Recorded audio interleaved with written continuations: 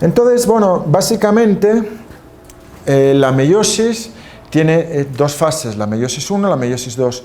En esta fase hemos pasado también por la G2, tenemos un par de centriolos, aquí tenemos los 4N, es aquí cuando unos se ponen encima de otros, se ocurre fijaros, en este momento, ¿qué tenemos? Tenemos todos las cromátidas, ¿no?, duplicadas de cada cromosoma, ¿lo veis? Hay que ir nombrando esto, ¿de acuerdo? Ir poniéndole nombre. No vale simplemente con verlo. Verlo no lo entendéis. No sé cómo no estáis tomando nota. Es aquí, fijaros, cómo estas cromátidas, veis que algunas son de doble color. Eso lo que está representando es que aquí se han puesto unas contra otras y ha habido eventos de recombinación. Los eventos de recombinación hacen que este número tan alto, ¿de acuerdo?, sea más variable, mayor. Entonces vamos a tener más que 8,3 por 10 a la 6, ¿de acuerdo? Diferentes combinaciones. Y esto es lo que hace la meiosis. La meiosis es una batidora de genes, ¿de acuerdo? Entonces nosotros estamos continuamente produciendo nuestras células sexuales, células distintas, estamos recombinándonos con backgrounds distintos, y entonces al final, al cabo de pocas generaciones, los que tú crees que son tus descendientes prácticamente no tienen nada de genes tuyos, excepto ¿cuáles? ¿Cuáles son los que no se mezclan?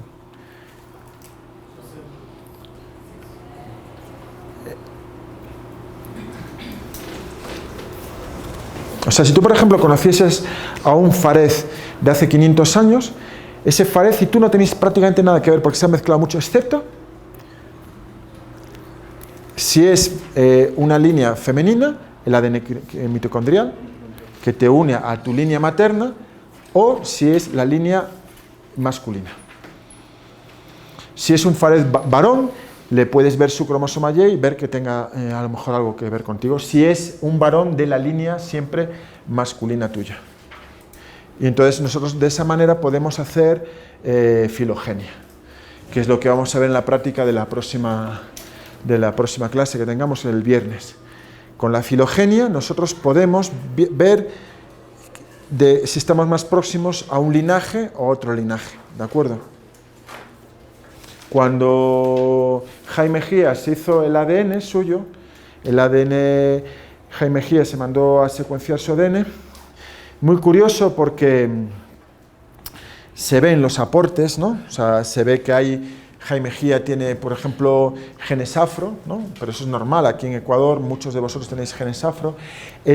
Hay mucha probabilidad de encontrar genes afro en España que en Suecia. De hecho, un 5% de los genes españoles son afro, porque ¿qué hace frontera con España por el sur? África, ¿no? Tenemos también genes de los judíos, de los árabes, pero lo que era muy curioso en el caso de Jaime Gía era que su cromosoma Y venía de la península ibérica y su cromosoma mitocondrial era asiático, es decir, era indígena americano. O sea, la historia del mestizaje en América Latina, ¿no? Bueno, ¿qué fase sería esta? La anafase, ¿no? Porque tienen esta forma de B pequeña siendo arrastrados bien. Entonces, ahora llegamos a la meiosis 2. La meiosis 2 es cuando ocurre la segregación, ¿de acuerdo? Entonces tenemos que fijaos, este cromosoma, ¿no? Estas cromátidas, fijaros, ya no son iguales porque ha habido eventos de recombinación, ¿de acuerdo? Y entonces, esta se puede ir a un polo, pero podría estar girado y podría haber sido para el otro. Esto es la fase de segregación, ¿no? La que genera la 2 elevado a la 23. Y al final lo que tenemos son células, cuando ya se han dividido, que van a tener ¿cuánta dotación cromosómica? 2N, 4N, 1N. Al final de la meiosis tenemos 1N, ¿de acuerdo? Nuestras células sexuales son 1N para encontrar el background genético, es decir, el óvulo o el espermatozoide, y volver a regenerar un individuo 2N. Punto. Entonces, aquí viene resumido esto, ¿no? Es decir, nosotros podemos tener distintas combinaciones en el caso de que no haya habido recombinación, o distintas si ha habido recombinación entre las cromátidas. Una cosa importante es que la recombinación está también muy ligada a la regeneración de los cromosomas. Entonces, los cromosomas, cuando tienen muchas rupturas, ese mecanismo de ruptura es un mecanismo de corrección y se aprovecha para crear recombinaciones entre las cromátidas, básicamente. Bien. No me voy a extender aquí. Los quiasmas son estas zonas donde se produce ese cambio de cadenas. Eso lo dejamos para que lo veáis con más calma cuando estudiéis genética. Y vamos con la muerte celular. Muerte celular vamos a estudiar dos: apoptosis y autofagia. Entonces, la muerte celular programada es una serie de eventos que lleva a la desaparición de las células somáticas de una manera ordenada. Lo contrario a eso sería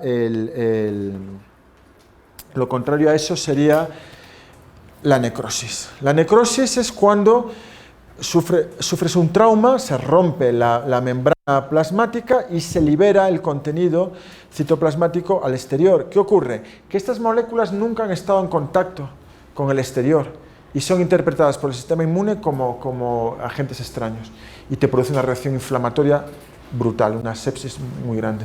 Entonces yo, por ejemplo, hoy tenemos a Angie aquí colaborando con nosotros. Dame tu mano, Angie. Entonces, ¿tú este dedo lo usas para algo? Esto no... Sí lo quieres, ¿no? Bueno, vamos a ver. Este dedo, si lo cojo con un martillo y le pego así, ¡traca! Y no le dejo, la tengo en una jaula, ¿no? Veríamos cómo se iba poniendo negro y empezaría a gangrenarse, ¿de acuerdo? Entonces le iría subiendo. ¿Por qué? Porque aquí se produciría una reacción inflamatoria y la reacción inflamatoria iría produciendo lo mismo que la llama, ¿no? Con nosotros, una llama es que calentamos una zona, ¿no? Y esa zona se acelera la oxidación y va, ¿no? Progresivamente. Pues también, ¿no? La gangrena viene por aquí, entonces hay que cortarle el brazo, ¿no? Y luego ponerle un cartelito aquí para que vaya a pedir dinero o algo así, sin el bracito o lo que sea. Entonces, nosotros no podemos permitir que nuestras células, cuando envejecen, entren en necrosis, ¿de acuerdo? Entonces, tenemos dos programas básicos. Uno de ellos es la apoptosis. La apoptosis, vamos a ver, tiene dos formas.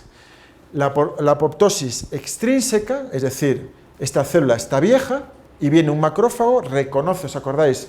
Los fosfolípidos, reconoce que esta célula ya está viejecita y le da una señal. Le da una señal, ¿no? O sea, imaginémonos, ¡chas! Y se muere. Si esta célula, por ejemplo, fuera cancerígena, ¿qué tendría? Tendría el receptor así, ¿no? Entonces yo no puedo darle para que se vaya a apoptosis. Si tiene el receptor correcto, la célula empieza a, digamos, degradarse y a eliminar los componentes para alimentar al resto. Es un suicidio altruista, o sea, los aminoácidos salen, los azúcares, grasas pequeñas, la célula cada vez va perdiendo más, se va compartimentalizando en pequeños corpúsculos llamados cuerpos apoptóticos, y esos cuerpos apoptóticos van a ser detectados por los macrófagos y los van a degradar, se los van a comer. Entonces, la apoptosis es una muerte programada cuyo destino final es que sean devorados por los macrófagos. Bien. Luego vamos a ver que este proceso, también hay un proceso que es interno. ¿Cuándo es interno? Bien, si esta célula, este macrófago, es infectado por bacterias, en el interior hay moléculas que van a detectar cosas que no son propias del cuerpo humano, como por ejemplo el peptidoglicano o los flagelos bacterianos. Entonces, el peptidoglicano va a estimular el suicidio y la célula va a morirse, ¿no? Es un mecanismo de defensa que nosotros tenemos. Y todo el proceso de suicidio celular está mediado por las mitocondrias. Son las mitocondrias las que detectan las moléculas de estrés y las que empiezan a hacer todo este programa. Entonces, Bien, la apoptosis, lo mismo que la proliferación celular, la mitosis, es importante para mantener en nuestros órganos, para mantener la regeneración de los tejidos, para, digamos, evitar el envejecimiento. No, déjala cerrada, por favor. Es que eso es más escalo. Sí, pero yo estoy grabando esto y quiero tener buen sonido, tenemos que aguantar. Lo que podéis quitaros es las chompas y eso. Bien, entonces, la apoptosis nosotros la utilizamos para eliminar, lo mismo que la mitosis es para regenerar células, ¿no? A medida que se van muriendo, la apoptosis es para eliminar células que no necesitamos. Yo qué sé, imaginemos hay un tejido que está en el sitio incorrecto, el endometrio que está fuera de no sé qué, se le manda una señal y ese tejido desaparece. Remodelación durante el desarrollo embrionario, ¿os acordáis, no? El embrión tiene cola, en un determinado momento esa cola se reabsorbe. ¿Por qué? Por apoptosis. O las membranas que hay entre los dedos, ¿no? ¿Por qué teníamos membranas entre los dedos? ¿Por qué? Kelly. ¿Por qué? A ver, ¿por qué? Porque éramos anfibios. Entonces, claro, en el desarrollo embrionario, desde la fecundación del huevo hasta que nace el bebé, eso se llama la ontogenia. Y la ontogenia recapitula la filogenia, es decir, vamos viendo todos los pasos que hemos tenido, ¿de acuerdo? Desde protozoo, mórula, ¿de acuerdo? A tener los primeros reptiles, peces, ¿no? Bueno, primero peces, luego reptiles. Bien. Y otro factor importante, estoy haciendo pausas, veo a Luis ahí apoyado en Ney, así, todo fantástico, pero ojo, tomad nota, que de esto nos vamos a examinar. Otra de las funciones de la apoptosis es la defensa de patógenos. ¿Cómo nos defendemos con la apoptosis, Ney, de patógenos? Cuéntame. ¿Cómo la apoptosis nos defiende de un patógeno?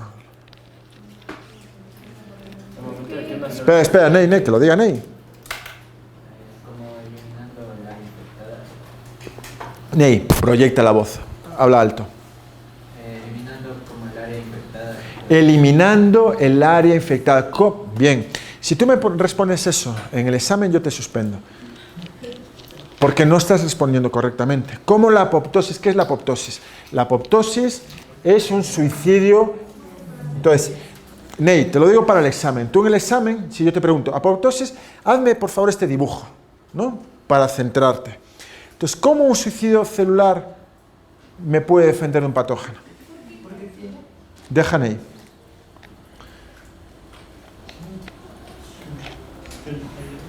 Mirad, te voy a poner...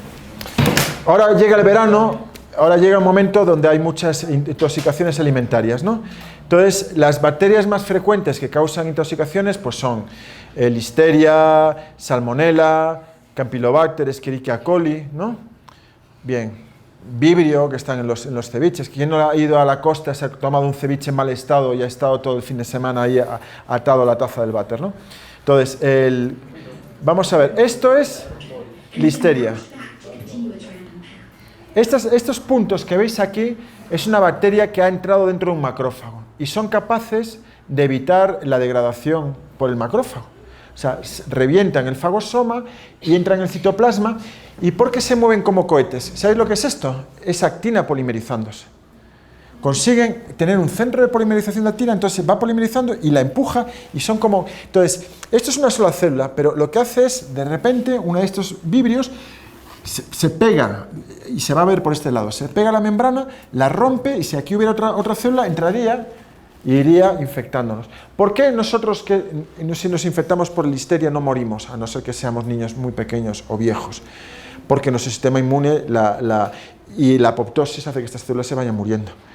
Nos causa una gastroenteritis porque estas células se van muriendo, pero de esa manera esta célula no pasa a una, a otra, a otra, a otra. ¿Sí? ¿Cacháis? Entonces, Ney, fíjate. Vas a ver cómo esta, mira, sale de la membrana. ¿Ves cómo salió de la membrana?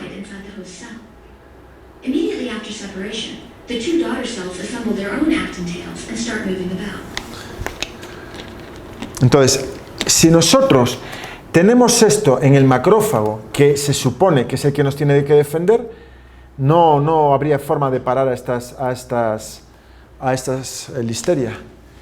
¿Qué hace el macrófago infectado? Detecta el péptidoglicano, le manda señales a la mitocondria y la célula empieza a suicidarse. ¿De acuerdo? ¿Sí? Eso lo vemos en las películas de zombies. O sea, yo a Saúl lo tengo en gran aprecio, pero si yo a Saúl lo veo un día así, ¿qué hago? No, lo mato, porque no quiero que me muerda, ¿no? O sea, yo a Saúl lo veo andando normal, todo fresco. Lo veo así, lo mato, porque es zombie. Entonces, esto es lo mismo. O sea, nosotros detectamos el péptidoglicano y entonces se le manda una señal. La apoptosis, quien recibe la señal de suicidarse es la mitocondria. ¿Por qué? ¿Os acordáis cuando conté al principio de la clase que las bacterias se suicidaban? Ese mecanismo de suicidio de las bacterias es aprovechado en la célula eucariota para suicidarse. ¿Sí? Las células cancerígenas, obviamente, todo este sistema de apoptosis lo tienen bloqueado, ¿no? Porque no pueden suicidarse. Bueno, ¿se ha entendido? Ok. Bien, entonces, existen varios tipos de muerte celular programada. Piroptosis, paroptosis, catástrofe mitótica, mitoptosis, autofagia, oncosis y necroptosis. Cada investigador intenta, si hay alguna diferencia en el plan, intenta crear una categoría nueva. Yo, por ejemplo, conocía a Coxon. Coxon era amigo de mi jefa allá, y Coxon había visto un tipo de suicidio celular que era activado solamente a través de una caspasa. Las caspasas son unas proteasas de las mitocondrias, y vio que había un tipo de muerte celular con esta característica. Entonces le llamó piroptosis porque aumentaba la temperatura y bla, bla, bla. Muchos de estos nombres son variaciones del patrón de suicidio celular. Los investigadores, como tienen mucho ego, cada uno quiere llamarle a su variación de una manera nueva. De todas estas, la que sí ha resultado tener mucha importancia es la autofagia. La autofagia, ¿en qué se diferencia de la apoptosis? En que las células se devoran a sí mismas, pero no esperan a por un macrófago. ¿De acuerdo? Entonces, por ejemplo, mirad cómo Talía está tomando nota, porque sabe que es la típica pregunta. ¿En qué se diferencia la apoptosis y la autofagia? Que una es mediada por macrófagos y otro es la propia célula. Esta distinción es importante, ¿por qué? Porque, por ejemplo, nosotros, las células que se van muriendo las células que se están muriendo en el cerebro, ¿pueden ser eliminadas por macrófagos? No, porque la barrera hematoencefálica no permite que vayan ahí, entonces se tienen que devorar a sí mismas, ¿no? O, por ejemplo, imaginémonos los problemas que pusimos la semana pasada. Si yo entro en una fase de hambruna, ¿qué le pasa a las células de mis piernas? Empiezan a perder masa y los aminoácidos, los azúcares, las grasas, los van soltando al torrente sanguíneo para alimentarme. Pero estas células no se mueren. ¿Por qué? Porque cuando yo vuelvo a comer, las células vuelven a ganar, ¿no? Entonces, la autofagia es importante porque hoy en día se sabe que el cerebro de una persona triste es un cerebro que está sufriendo autofagia, es un cerebro que está perdiendo masa.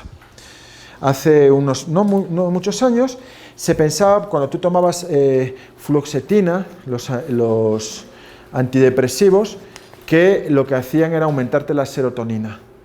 Y se ha visto que no. O sea, fijaos, se estaban dando los antidepresivos como si fueran agua. Yo he tomado antidepresivos 2 veces en mi vida y soy una persona bastante feliz. Pero bueno, o sea, es decir, te lo dan, ¿no? Cuando tienes ahí algún problema, se te muere alguien, se murió mi padre, cualquier cosa, estás allí, toma un antidepresivo. Y no es que... ¿Se acaba la batería ahora? Todavía no, bueno. Entonces, los antidepresivos lo que hacen es revertir el proceso de autofagia. Y el cerebro, cuando empiezas a tomar antidepresivos, deja de, digamos, perder masa y vuelve otra vez a ganar masa. Ojo que también se puede conseguir con se puede conseguir con el deporte. ¿De acuerdo? O sea, si tú estás triste y haces deporte, el deporte también te revierte. ¿Por qué? Porque el cerebro de la persona triste, la mitocondria, en el fondo es como aquella bacteria que está diciendo es que este bicho se muere. Entonces, detecta el estrés y actúa en consecuencia. Si yo estoy triste, me suicido, ¿de acuerdo? Entonces, el antidepresivo lo que hace es revertir ese proceso natural. Entonces, es importante, y eso lo digo a vosotros, no caer en proceso de tristeza. Si estáis tristes, por favor, evitad la tristeza. ¿Cómo? Farreando, teniendo amigos, practicando deporte, haciendo actividades que os gustan. No tengáis miedo a decir, es que a mí me lo pasaba bien jugando en la casita de muñecas, pues juegas con un primo o lo que sea, esas cosas, ¿de acuerdo? Nunca dejéis que la tristeza, porque la mitocondria detecta que estáis en estrés y lo mismo que esas bacterias. ¿Os acordáis cuando os conté al principio de la clase, ¿no? Que éramos todo bacterias y de repente esta bacteria se suicidaba porque detectaba el estrés?